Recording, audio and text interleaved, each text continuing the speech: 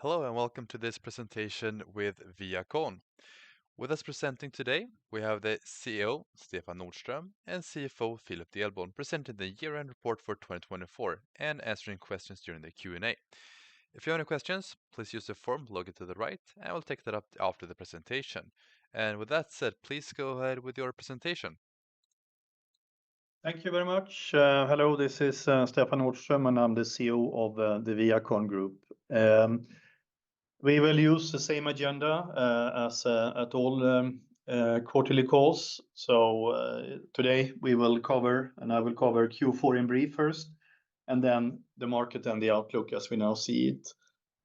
Then Philip will cover Q4 and full year 24 financials.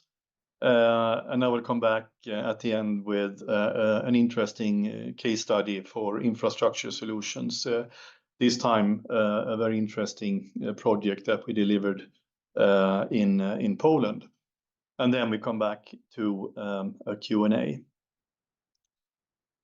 Before we get into the details here, as we have continuously reported throughout the quarterly reports in 2024, the markets have been very tough given the high inflation, high interest rates, and the geopolitical worries. This has delayed many infrastructure projects throughout Europe, and we have clearly seen a big challenge in our top line. So the Q4 numbers are not very impressive, and so is also not the full year of 2024. But we have, of course, acted upon this situation, and I will share a little bit about that. But also during Q4, we have seen a very interesting trend shift in the market towards a more expected positive development into 2025. So I will cover a little bit more about what we've done and what it looks like going forward. And then Philip will come back with the Q4 and 24 in its details. So if we start with the Q4 in brief, then we can see that at the end of the year, we see that a certain recovery of the markets has started. Not the least, we see this with our backlog, which is backlog for deliveries in 2025 is 27% higher than what it was when we entered into 2024. Also, as you can see from this little graph at the bottom left of this slide, there has been quite a positive trend in the order intake the last 3 months, actually, versus the year before. So both November, December, and this has continued in January in quite a positive way. As I said initially here, we have, of course, acted upon our situation. So we have implemented significant efficiency measures throughout ViaCon Group, as we also did during the fall of 23. Those actions have been focused on realizing synergies between our production facilities. Among others, we closed our German facility and integrated the production with our Polish operations. We have focused our sales efforts on geographies and solutions and products. We will see a more interesting profitability potential. And in addition, we have also streamlined a lot of support functions within the group. This means that, and these measures are sustainable.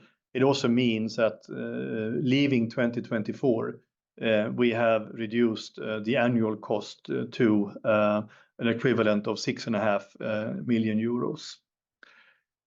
So these actions combined with the trend shift we see to the left, and we believe that this trend will continue on the market throughout 25. It means that we expect to return to more normal profit levels in 2025. We also issued a press release some weeks ago that we have signed a letter of intent with a partner to divest our property in our French operations. So we signed a letter of intent in January. This letter of intent also includes a sales and leaseback of the property for a period of 3 years. And if this transaction is eventually completed, we expect to see quite a positive cash effect in Q2 of around 9 million euros. The search for a new facility has, of course, started. And with the new facility, we target quite significant several efficiency gains in our production, a more fit for purpose facility than what we currently have. So quite important for us to develop our French operations. Looking a little bit at the market and how we see that going forward, some more details around this. So I have reported several times during 24 that EU funds have now been, for infrastructure investment, have now been made available for the Polish government. And since the fall of 24, we can now see that the national infrastructure institutions, this is the Board of Roads, Board of Railroads, they have continuously issued many new, larger infrastructure projects in the market. And for us, this has meant a growth of our pipeline of new business opportunities, and of course also an increase in the number of requests for quotations from our operations. Turkey continues also to be quite good and develops positively for us at the end of last year and continues into the beginning of 25. And also other markets show some very early signs of recovery compared with 2024.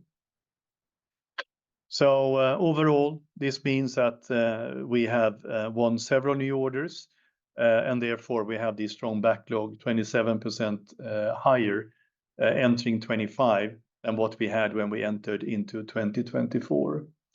And a bit into Q1 of 25, we can see a continuation of a positive trend versus 2024.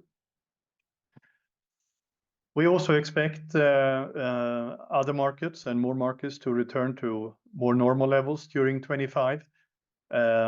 And that this general trend, together with the development of the Polish market, is sustainable also into 26 and actually beyond. So we do believe that there is a trend shift over some time that is now starting to happen. Also important to mention that both 23 and 24, we have had quite a weak market climate caused by the same reasons I mentioned in the beginning here. And this has, of course, caused many players in our industries to hunger for growth. When markets are now returning to more normal levels, we do see a continued price pressure from all categories of players, both from concrete players and steel producers as well.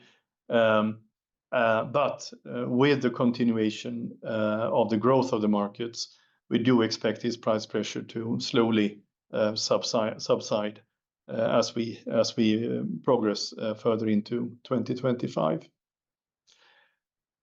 With that introduction, I hand over to you, Philip, to cover the financials. Thank you, Stefan. Let's start at the group numbers. And as Stefan mentioned, the market restraints that we've seen throughout 2024 also impacts the fourth quarter. We had an organic growth in sales of -4.5% in the quarter. And we see that the market situation is holding back sales in certain geographies. When we look at the EBITDA, we came in at 5.1 million compared to 8.6 in Q4 last year. And that's the situation in the market that is causing that. But as mentioned, we have taken some quite significant measures on the cost side, and that's all now implemented, and we'll have a positive annual effect on the cost base of 6.5 million euros. If we look at the order intake in the fourth quarter, it was minus 6.6 organically percent in growth, and the decrease is coming from GeoTechnical Solutions and StormWater Solutions. However, we do see a positive development during the end of the fourth quarter and also now in the start of 2025. Sorry to interrupt you there, Philip. I think it's just important to inform investors in the bond here that this 6.5 million is the effect when we left 2024. And then during 2025, there are, of course, certain inflationary effects as well. But still, it will have a positive effect overall on reduced costs in ViaCon. But we cannot expect to detect 6.5 million euros at the end of 2025. That's my whole point to clarify that. Yeah, that's a good addition. Thanks, Stefan. If we then look into the three business units that we have, and we start with bridges and culverts. Here we can see an increase in the order intake, but the market condition has had an impact on the margin levels. As Stefan also mentioned, the slower market in 2024 combined with some competition has impacted the margin levels, especially in bridges and culverts. And we continue to see Turkey progressing quite well with high volumes. And we also see other geographies that is developing stronger than previously, which is a positive sign. When we look at the margins in bridges and culverts in the fourth quarter, we're at 16.5% in the underlying EBITDA margin, which is lower than last year. And that's a combination of the market conditions, but also the geographical mix that we see in the quarter in bridges and culverts. As I mentioned, the organic growth in order intake was good in this business unit. We are at 11.7% organic growth in order intake in Q4. Then moving over to GeoTechnical Solutions. Here we can see a decline in the top line. The organic growth was minus 15.5%. However, it's important to notice that this decline in the top line is entirely coming from externally produced products. In GeoTechnical Solutions, we have two parts, you could say. We produce our own products and solutions, but we also sell externally produced products. And the decline on the top line is coming from those externally produced products, whilst the products that we produce internally are stable and solid. This decline of the top line is, of course, also impacting EBITDA. As a consequence of a lower top line, we have also a lower EBITDA. And the organic growth in GeoTechnical Solutions in the fourth quarter was minus 14.3%. And then finally, StormWater Solutions. Here we can see that the market is still cautious in certain geographies. What we have seen is that some of the geographies are growing and expanding and doing quite well, but there are still certain geographies where we see that the market is not back on the normal levels. What's positive is that the data center solution revenue has developed well during the quarters. And that's important for us because that's a market where we really see that our products and solutions can make a big difference. And there's a great future in that segment of the market. And there's a decline in the EBITDA, and that is partly driven by the volumes, but also that the utilization in certain production facilities has been lower than normal. And that has an impact on the margins, of course. The organic growth in order intake in the quarter was minus 30.4% in StormWater Solutions. Then if we look at the cash flow, it was quite positive. We have cash flow from our operating activities of 9.6 million in the quarter, which would be compared to 6.2 million in the fourth quarter of 2023. A big part of this development is coming from changing working capital. But then, of course, the lower earnings is having a negative impact on the cash flow as well. We had CapEx of 1.2 million, which is a normal level for us. We were at 0.7 a year ago, so that's also under control. And if we look at the financial position, when exiting 2024, we have a net debt of 101 million, which is compared to 95.2 million a year earlier. And if we exclude the lease liabilities, we're at 92 million end of 2024. And then our cash position and equivalents were at 24 million, and that's compared to 19.6 million the year before. And this includes that we've drawn 15 million of our revolving credit facility compared to 10 million the year before. And if we look at the equity, we're at -6 million compared to -1.2 end of 2023. So those were the financials in a nutshell. Then I leave it back to you, Stefan, with the case study. Thank you very much, Philip. So let's round this off before the Q&A. We're sharing an interesting case study in this situation from Poland regarding the National Expressway S61. It's in the northern part of Poland. And it was what we call a design and build system. So the challenge we faced here was this S61 is an 18-kilometer part of the Via Baltica route, which is a pan-European transport from Berlin to Helsinki through Poland, Lithuania, Latvia, and Estonia. And this project required several infrastructure solutions covering road bridges, wildlife crossings, and different culvert solutions.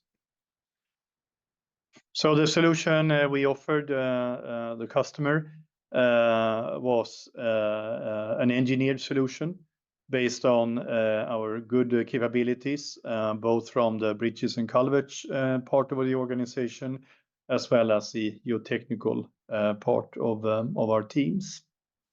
The solution was quite comprehensive, included 7 different bridges using what we call our Via plate, corrugated steel structures.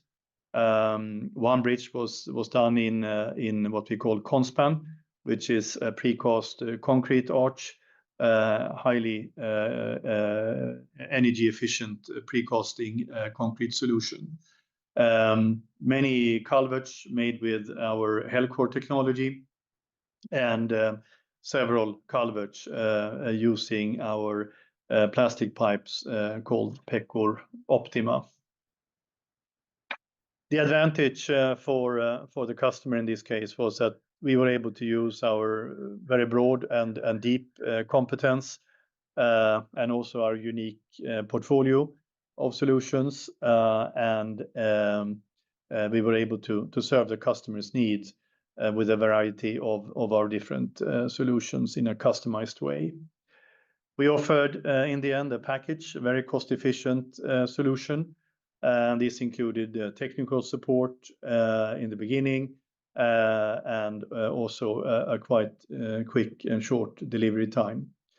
And as usual, when we use these solutions and compare them with the alternatives, we offer a very, very strong reduction in CO2 emissions, in this case, more than 50%.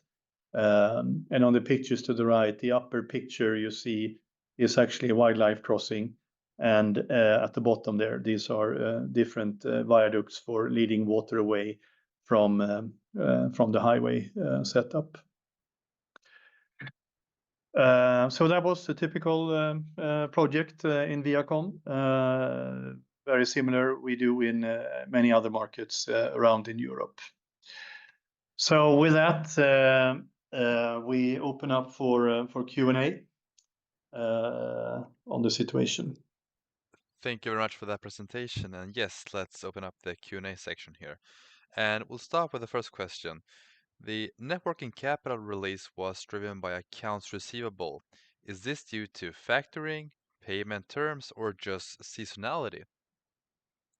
It's a combination of things, but also when we see the markets returning with quite big and interesting project opportunities, which we then get orders on, we have started more and more to ask for a prepayment and a down payment of our different projects. So that is one important contributing factor in this. Also, we continuously work with reducing our total working capital as well. This is a very natural way of us or for us to work since many years back.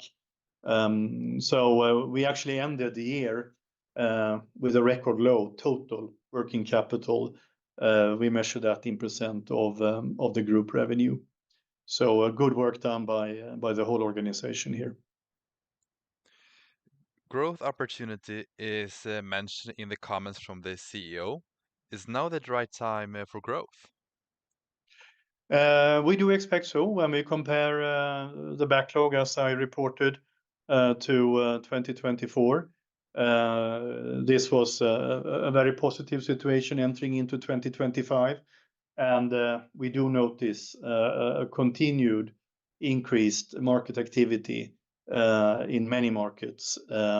It's not all yet back to full throttle, but we see signs of that this is developing in a positive direction throughout 2025. And I would like to add, returning to normal levels in 2025. And for this, we are very well positioned now with a clearly lower cost base and a very trimmed and hungry organization to show a return of the performance in ViaCon. The personnel cost was about 2 million euro higher in Q4 than the quarterly average during 2024. Is about 12 million euro the expected quarterly cost going forward, or is this impacted by non-recurring items in Q4? It is impacted by non-recurring items in the Q4, so it's not representative for the level that we expect going forward. We have reduced the cost overall quite significant, as we mentioned, with 6.5 million. All of that is not personnel cost, but a significant part of it is personnel cost. But when doing so, there is of course some one-off cost that has occurred, and that's included in the fourth quarter personnel cost number. Thank you for that answer. What should we think about the magnitude of non-recurring items ahead? Is the closing of Mulheim accounted for in the Q4 numbers? And previous year has been about 4 to 6 million euros annually. First answer is yes. It's the restructuring and move of production in Germany is included, the cost for that. And then, of course, since it's always difficult to predict how much the non-recurring items will be, because they are by nature not always easy to foresee. But I would say we've seen a higher level now in 2024, and that is very much due to the strong measures that we have taken. I don't expect us to be in a position where we need to take similar actions, at least not in the near future. And you talk about normalized profits in the report. What is normalized profit margin on, for example, EBITDA basis? We don't disclose forward-looking figures and targets, of course, but as a guidance, one should look into the profit levels we used to have 2 to 3 years ago. That's what we consider a normal profitability level in ViaCon, and with the cost being trimmed down and a very focused organization now, and the return of the markets to a normal level, this is a very logic ambition for 2025. And why we're not seeing stronger development in stormwater with increased problems with floodings and fires across the globe?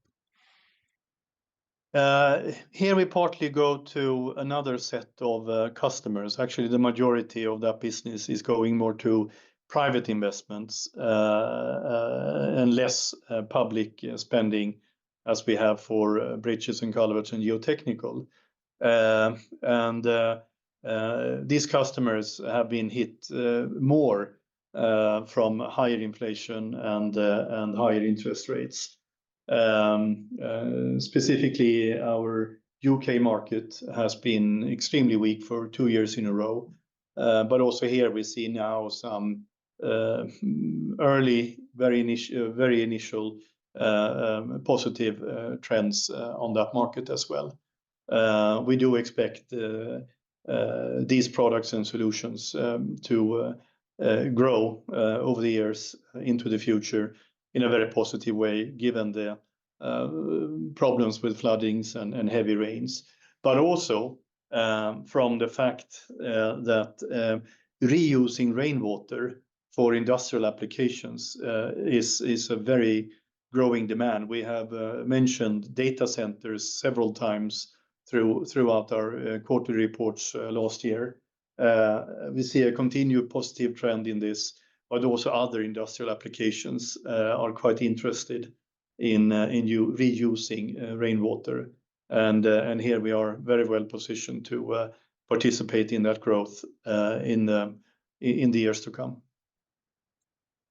Thank you, Stefan, for that answer. And we'll take one last question here before we wrap up the Q&A. With the bond becoming current and Q1 being the low season, how are you thinking about around the possibility and timing of a potential refinancing of the bond? We are, of course, working together with our majority owners quite intensively on this. But